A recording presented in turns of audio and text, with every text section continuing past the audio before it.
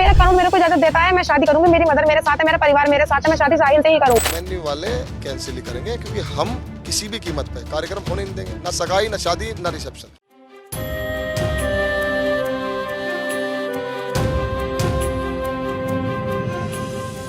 नमस्कार, आदाब। मैं हूं आपके साथ निखत अली।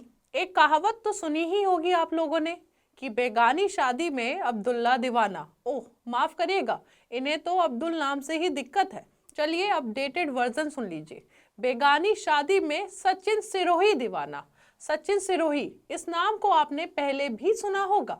मेरठ में हिंदू संगठन चलाता है और इसका काम बस एक है, लोगों को, खासतौर पर मुस्लिमों को परेशान करना, उनकी निजी जिंदगी में घुसकर भी। एक खबर आप लोगों के सामने आ ही चुकी होगी। मेरठ की आकांक्षा और साहिल उर्फ शहबाज की शादी। 13 फरवरी को शादी और 15 फरवरी को वलीमा यानी रिसेप्शन। दो बालिग लोग अपनी मर्जी से कानूनी तरीके से शादी कर रहे हैं। लोकतंत्र में इससे ज्यादा सामान्य बात और क्या हो सकती है। लेकिन अब तो ये मोदी जी का नया भारत है दोस्तों। इस नए भारत में हिंदुत्व के नाम पर कोई भी आपकी निजी जिंदगी में दखल देने का हक रखता है। आकांक्षा और शहबाज पर हम आगे और बात करेंगे, लेकिन उससे पहले जरा सोचिए, आपको किससे शादी करनी है, किस धर्म में रहना है, कौन सा नाम रखना है, ये सब अब आपका निजी मामला नहीं रहा। ये सब हिंदू संगठन वाले तय करेंगे। और अगर आपने उनकी स्क्रिप्ट से बाहर जाकर जिंदगी जीने की कोशिश की तो फिर आपको सिखाया जाएगा, आपको रोका जाएगा, धमकाया जाएगा, आपकी निजी जिंदगी को सार्वजनिक कर दिया जाएगा। लेकिन दोस्तों, सबसे बड़ी बात यहाँ समझिए आप कि असली मुद्दा शादी नहीं है, असली मुद्दा है डर। डर कि अगर लोग अपनी मर्जी से जिंदगी जीने लगे तो इनकी नफरत की दुकानें बंद हो जाएगी।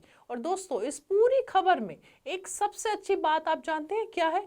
यहाँ लड़की आकांक्षा पूरी बेबाकी से अपने मंगेतर शहबाज के लिए सचिन सिरोही जैसे गुंडे के सामने डट कर खड़ी है। इन कट्टर हिंदुओं को जवाब दे रही हैं लगातार। अब जरा मेरठ की आकांक्षा पर चलते हैं। एक ऐसी लड़की जो बौद्ध विचारधारा में विश्वास रखती है, वही विचारधारा जिसे बाबा साहेब ने अपनाया था, जहां इंसान की पहचान उसकी इंसानियत से ही होती है, ना कि उसकी जाति या धर्म से। मुझे यकीन है आप लोगों तक खबर पहुंची गई होगी। आकांक्षा ने इन कट्टर हिंदुत्ववादियों को खुली चुनौती देते हुए कह दिया कि मैं सनातनी नहीं हूँ, मैं बौद्ध धर्म को मानती हूँ और शादी तो शहबाज और साहिल से ही करके रहूंगी। आप सुनिए। हाँ, मेरा करूँ, मेरे को इजाजत देता है, मैं शादी करूंगी, मेरी मदर मेरे साथ है, मेरा परिवार मेरे साथ है, मैं शादी साहिल से ही करूँ। नहीं सर, ऐसा कुछ भी नहीं है। लड़के ने मेरे को हिंदू बता के ना ही शादी करने की बात की है, ना ही उसने मेरे से हिंदू बता के दोस्ती की है। मेरे और मेरे परिवार वालों को पिछले 6 साल से पता है कि शावेज का असली नाम शावेज ही है और वो मुस्लिम है। और मेरी शादी शावेज के परिवार के और मेरे परिवार की मर्जी से ही हो रही थी। सर, मेरे कार्ड पे साहिल छपने का रीजन ये था क्योंकि मेरी शादी बौद्ध धर्म के हिसाब से होने वाली थी, क्योंकि मैं सनातनी नहीं हूँ, मैं सनातन धर्म को नहीं मानती हूँ, मैं अम्बेडकरवादी हूँ और मेरी शादी बौद्ध धर्म के हिसाब से होने वाली थी। दोस्तों, अव्वल तो अगर आकांक्षा हिंदू भी होती हैं तो भी हिंदू संगठन वालों को इस शादी से कोई परेशानी नहीं होनी चाहिए थी। शादी एक निजी मामला है, दोनों बालिग हैं, पढ़े लिखे हैं और अपनी मर्जी से शादी कर रहे हैं। शादी के कार्ड भी छपवाए, सारी तैयारियां भी की, लेकिन सचिन सिरोही आता है, हंगामा करता है। जहां पर शादी होने वाली थी वहां के लोगों को धमकाता है। लेकिन आकांक्षा भी बता चुकी है कि वो शहबाज को 6 सालों से जानती थी और दोनों परिवारों की रजामंदी और खुशी से ये शादी 13 फरवरी को होनी है। आकांक्षा और शहबाज की शादी स्पेशल एक्ट के तहत कानूनी तरीके से होनी थी।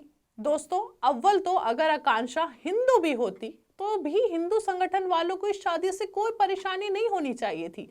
दोनों बालिग हैं, पढ़े लिखे हैं और अपनी मर्जी से शादी कर रहे हैं। आकांक्षा बता भी चुकी है कि वो शहबाज को पिछले 6 सालों से जानती है और दोनों परिवारों की रजामंदी और खुशी से ये शादी 13 फरवरी को होनी है। दोनों ने कार्ड भी छपवाए और सारी तैयारियां भी की, लेकिन सचिन सिरोही बीच में आ गया और उसने इतना हंगामा कर डाला जिसके नतीजे आप देख रहे हैं। आकांक्षा और शहबाज की शादी जबकि स्पेशल एक्ट के तहत कानूनी तरीके से हो रही थी, बावजूद इसके सचिन सिरोही ने हंगामा किया। यहाँ तक कि शादी जिस हॉल में होनी थी वहां के लोगों को भी जाकर डराया और धमकाया। बहरहाल ये सारी बातें आप सुन चुके होंगे, लेकिन दोस्तों यहाँ हैरानी तो पुलिस पर हो रही है, क्योंकि मेरठ का ये जो सचिन सिरोही है, इस पर कई मामलों में गुंडागर्दी का केस दर्ज है। बावजूद इसके सचिन सिरोही को सुनकर पुलिस ने शहबाज पर धर्मांतरण का मामला तक दर्ज कर लिया। और ऐसा पहली बार नहीं है दोस्तों, जब हिंदुत्ववादी का ये सचिन सिरोही किसी को परेशान कर रहा है। अगर आपको याद होगा, कुछ वक्त पहले यानी नवंबर की ही बात है, मेरठ की ही बात है, थापड़ नगर के एक हिंदू कॉलोनी में मुस्लिम सईद अहमद ने 1 करोड़ का घर खरीदा था। इस गुंडे ने तब भी इतना परेशान किया था कि घर खरीदने वाले सईद अहमद को अस्पताल में भर्ती होना पड़ा था।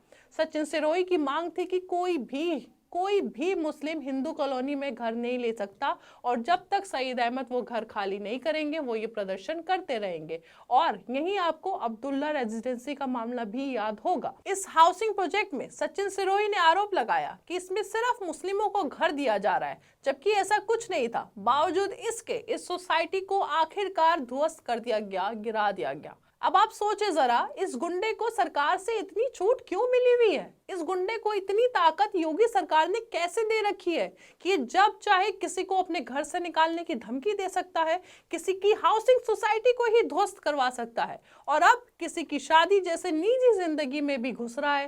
कह रहा है आसमान जमीन एक कर दूंगा, किसी दूसरे राज्य में भी आकांक्षा और शहबाज शादी करेंगे तो वहां जाकर भी रोकेंगे। आप सुनिए। हम बच्चियों को हम देते, इन्हें पूछते रहेंगे, देते रहेंगे। एक भी लड़की जो हमारी नज़र में रहेगी उसे जाने नहीं देंगे। देखिए, आप इसे गुंडागर्दी कह लो, कुछ कह लो, अगर मेरी बच्ची होती तो अब तक उठा के इसे ना घर में बंद करता। पहले तो बच्ची तो मेरी घर में रहती, मैं इसे उठा के बंद करता।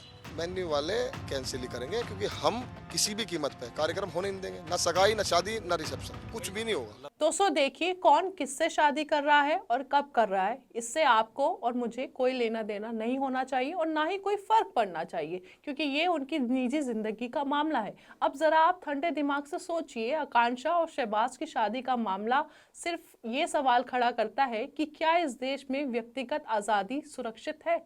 क्या हम अपने जीवन साथी, अपना घर, अपना भविष्य खुद चुन सकते हैं, या फिर हर फैसले से पहले ऐसे किसी हिंदुत्ववादी संगठन की अनुमति लेनी होगी? लोकतंत्र सिर्फ वोट डालने से नहीं चलता दोस्तों, लोकतंत्र चलता है अधिकारों की रक्षा से, और अधिकार तभी तक अधिकार है जब तक वो बिना डर के इस्तेमाल किए जा सके। अगर 2 बालिग लोग, पढ़े लिखे, समझदार, अपने परिवारों की रजामंदी से स्पेशल मैरिज एक्ट के तहत कानूनी शादी कर रहे हैं तो इसमें हंगामा किस बात का है? अगर कोई मुस्लिम हिंदू बहुल कॉलोनी में कानूनी तरीके से घर खरीदता है तो उसमें दिक्कत किसे और क्यों होनी चाहिए? और अगर किसी हाउसिंग प्रोजेक्ट पर आरोप लगते हैं तो उसका फैसला अदालत और प्रशासन को करना चाहिए या सड़कों पर खड़े संगठनों को? सबसे बड़ा सवाल तो यही है, कानून किसके हाथ में है, संविधान किसके लिए है और पुलिस किसकी सुन रही है? क्यों बार बार वही नाम सामने आता है? क्यों हर निजी फैसले को सार्वजनिक विवाद बनाया जा रहा है? क्यों हर रिश्ते में धर्म खोज लिया जाता है? अगर किसी पर पहले से कई मुकदमे दर्ज है तो क्या उसे समाज का नैतिक ठेकेदार बना दिया जाएगा, या फिर कानून सबके लिए बराबर है? और सरकार से भी सवाल है, क्या ऐसी घटनाएं कानून व्यवस्था की मजबूती दिखाती है या फिर ये संदेश देती है कि दबाव बनाने वाला ज्यादा प्रभावशाली है? अब 13 फरवरी को शादी है, देखना यह है कि शादी होती है या नहीं। क्या इस बार भी सचिन सिरोही जीत जाएगा और लोकतंत्र हार जाएगा? अब इस खबर को लेकर आप क्या सोचते हैं, अपनी राय हमें कमेंट बॉक्स में बताइए। हमारे चैनल आर्टिकल 19 इंडिया को सब्सक्राइब कीजिए और बेल आइकॉन को प्रेस कीजिए ताकि हमसे आने वाली हर खबर आपके पास फौरन पहुंचे। अब मिलते हैं अगली वीडियो में, तब तक के लिए इजाज़त दीजिए। बहुत बहुत शुक्रिया।